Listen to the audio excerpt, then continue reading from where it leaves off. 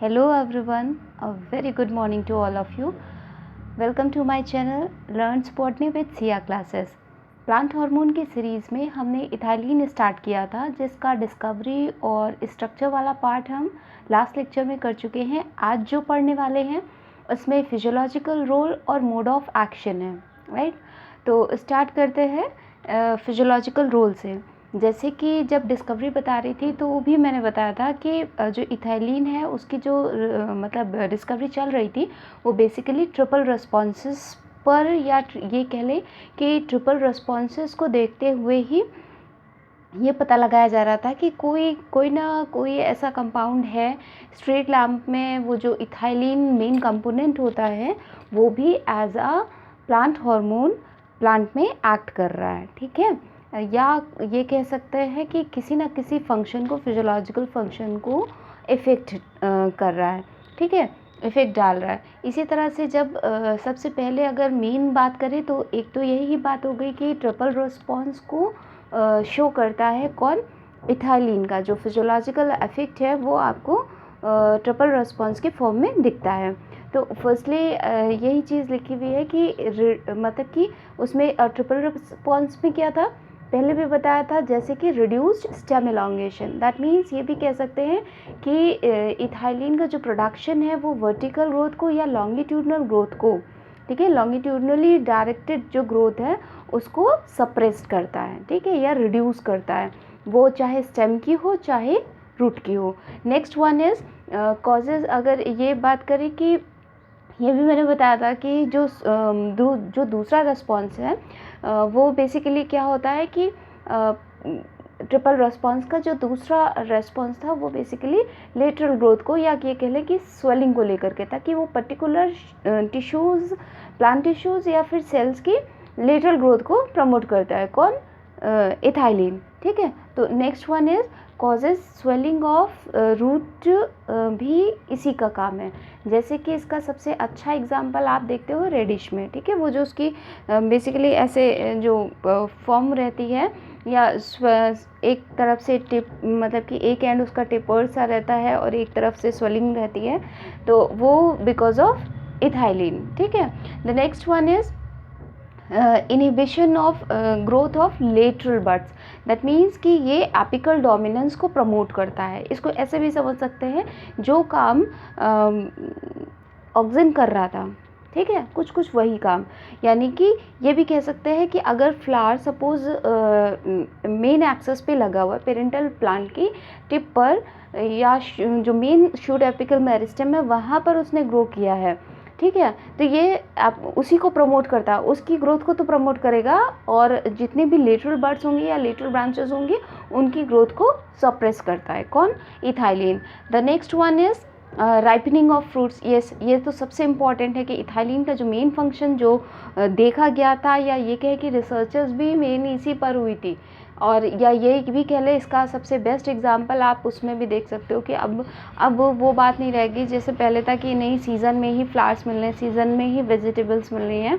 तो अब ये नहीं, आप 12 मास में मतलब कि 12 मंथ्स होल ईयर आप कोई भी फ्रूट या वेजिटेबल खा सकते हो, बिकॉज ऑफ मतलब राइपनिंग उसकी करी जाती है ना, वो तो आर्टिफिशियल है, नेचुरली मतलब पहले से ये कह सकते हैं कि जो सीजनल फ्रूट्स होते हैं उनको पहले इमैच्योर ही स्टेज में तोड़ लिया जाता है, और उसके बाद फिर इथाइलिन का ट्रीटमेंट देते हैं, और इथाइलिन के ट्रीटमेंट की वजह से फिर वो ही फ्रूट्स आप पूरा होल ईयर खा सकते हो, ठीक है। तो राइपनिंग में मेन ये हेल्प करता है कौन, इथाइलिन, ठीक है। द नेक्स्ट वन इज़, और क्योंकि सभी लगभग सारे मैंने बताया था उस वक्त भी कि कंसंट्रेशन डिफरेंट हो सकती है, डिपेंड ऑन कि वो पर्टिकुलर प्लांट का वो जो प्लांट पार्ट है वो कौन सी डेवलपमेंटल स्टेज में है। The next one is promotion, हाँ, एब्सेशन। जैसे मैंने बताया था कि ये ज़्यादातर वो इफेक्ट शो करता है जैसे कि एब्सिसिक एसिड था, ठीक है, वो भी in comparison to other hormone वो हमेशा ग्रोथ प्रमोटिंग के बजाय ग्रोथ को जो सप्रेस कर रहे हैं या इनहिबिटरी इफेक्ट्स को ज़्यादा शो करते हैं, ठीक है। तो उसी तरह से इथाइलिन भी है कि एब्सिशन ज़ोन जो फॉर्म हो रहा था, चाहे वो LF लिखा हुआ है, एक्चुअल में लीफ हो सकता है, वो फ्लावर हो सकता है या फ्रूट हो सकता है, उसमें जो एब्सिशन ज़ोन का फॉर्मेशन है इथाइलिन उसको भी प्रमोट करता है। ठीक है, the next one is flowering को इंड्यूस करता है। कुछ कुछ प्लांट्स ऐसे हैं या फ्लावरिंग प्लांट ऐसे हैं जिसमें इथाइलिन फ्लावरिंग को प्रमोट करता है। ठीक है, या फ्लोरल एवोकेशन वाला वेजिटेटिव से इसको डेवलपमेंटल स्टेजेस में एक तरह से हेल्प कर रहा है कि वेजिटेटिव स्टेज से रिप्रोडक्टिव स्टेज में प्रमोट करता है। ठीक है, the next one is gene expression में ऑल हार्मोन की तरह ये भी है, जैसे कि सभी हार्मोन्स थे वो कहीं ना कहीं जीन एक्सप्रेशन को, क्योंकि जब मोड ऑफ एक्शन की हम बात करते हैं तो हमेशा वो यही है ना कि वो DNA लेवल पर, ठीक है, वो जीन्स को कहीं ना कहीं से ऑल्टर कर रहा है या उनके फंक्शंस को ऑल्टर कर रहा है, जिसकी वजह से expression of course ultimately change हो जाता है। ठीक है, तो उसी तरह से इथाइलिन भी है कि वो जीन एक्सप्रेशन को रेगुलेट करता है।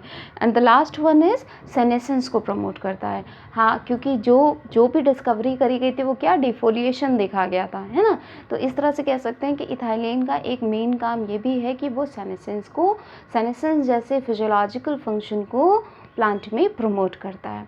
ठीक है, तो ये तो हो गया फिजियोलॉजिकल रोल की बात हो गई। द नेक्स्ट वन जो छोटा सा टॉपिक इसी का रह गया है इथाइलिन का, वो है मोड ऑफ एक्शन। ठीक है, उसके लिए बहुत ज़्यादा डिटेल में मैं नहीं बता रही, इतना इम्पॉर्टेंट है भी नहीं। सबसे ज़्यादा इम्पॉर्टेंट अगर मोड ऑफ एक्शन या मैकेनिज्म ऑफ एंजाइम की बात करें तो वो एब्सिसिक एसिड की है, उसे बहुत ध्यान से पढ़ लीजिएगा। अगर इसकी बात करें मतलब अभी आपके लेवल के लिए, वैसे तो MSc लेवल पे तो ये सभी इम्पॉर्टेंट हैं। ठीक है, तो बात करते हैं मोड ऑफ एक्शन की या फिर मैकेनिज्म ऑफ एंजाइम किसकी, इथाइलिन की। तो पहले जैसे आपने साइटोकाइनिन पढ़ा है, ठीक है, उसमें भी क्या था कि 2 कंपोनेंट सिस्टम था ना, वो बैक्टीरियल फंक्शन को या बैक्टीरिया में जैसे परफॉर्मेंस होती थी उसको वो फॉलो करता था, है ना। तो सेम काइंड ऑफ इथाइलिन में के केस में भी क्या होता है, ये भी 2 कंपोनेंट सिस्टम को फॉलो करता है। दैट मीन्स एक तो ये बात हो गई कि 2 कंपोनेंट सिस्टम है, इसका जो मॉलिक्यूलर मैकेनिज्म है या कैसे ये एक्ट करता है।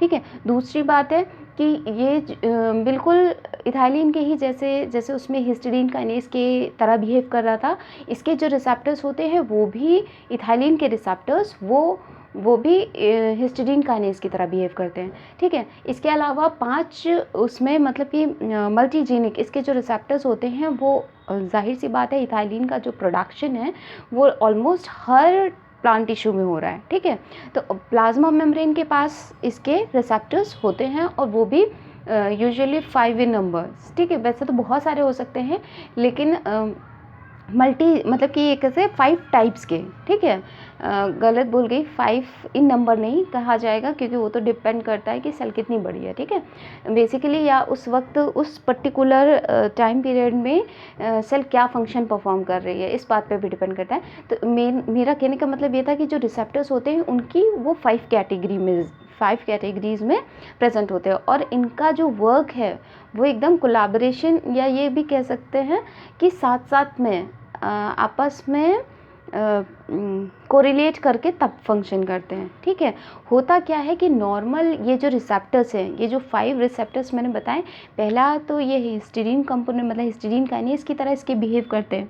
ठीक है, आर ये कहीं कहीं पे आप देखोगे ETR1 लिखा रहेगा, अगर बड़े अच्छी बुक्स में पढ़ोगे तो ये बेसिकली रिसेप्टर को ही प्रेजेंट करता है, इथाइलिन के ही रिसेप्टर को। ठीक है, ये 5 कैटेगरीज में हो सकते हैं, साथ साथ में काम करते हैं। कैसे कि नॉर्मल जब तक कि इथिलीन एब्सेंट रहेगी प्लांट टिश्यू में तब तक कि ये रिसेप्टर्स एक्टिव रहते हैं। ठीक है, और जो भी सिग्नलिंग पाथवे था उसको वो चलता रहता है।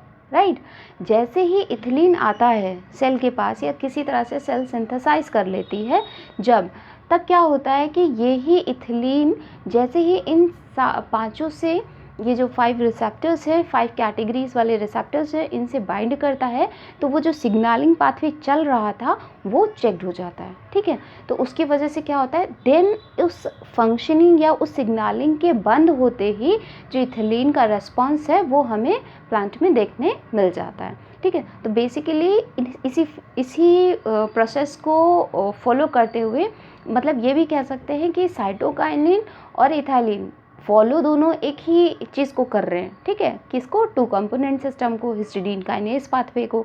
लेकिन दोनों का फंक्शन क्या कि वो जब बाइंड करता था तो एक्टिव होती थी सिग्नलिंग। यहाँ पे क्या है कि जब ये इथिलीन बाइंड करता है तो क्या होता है कि जो फंक्शनिंग चल रही होती है वो सप्रेस हो जाती है, वो चेक्ड हो जाती है, डाउन रेगुलेट हो जाती है। और जो इथिलीन के रेस्पॉन्सेज हैं, चाहे वो राइपनिंग ऑफ फ्रूट हो या फिर लेटरल ग्रोथ करना हो या एपिकल डोमिनेंस को बढ़ाना हो, मतलब एपिकल डोमिनेंस को प्रमोट करना हो, या जीनिक लेवल पे या जेनेटिक लेवल पे कोई चेंज करना हो, जीन एक्सप्रेशन को रेगुलेट करना हो, तो ये सारा फंक्शन ये तब करता है, ठीक है। तब हमें इथिलीन का रेस्पॉन्स देखने मिलता है। तो यही था बेसिकली, और बहुत ज़्यादा डिटेल में नहीं बताऊंगी क्योंकि अभी आपके सिलेबस के लिए इतना ही इनफ है, ठीक है। तो this is all about ethylene. Finally आपका प्लांट हार्मोन की सीरीज़ फिनिश हो गई है। एंड अगर वीडियो अच्छा लगा हो तो लाइक कर दीजिएगा, वीडियो अच्छा नहीं लगा हो तो डिसलाइक कर दीजिएगा। And please subscribe the channel. And next जब भी हम मिलेंगे तो प्लांट मूवमेंट एक छोटा टॉपिक रह गया है, उसे भी कर लेंगे, ठीक है। Thank you.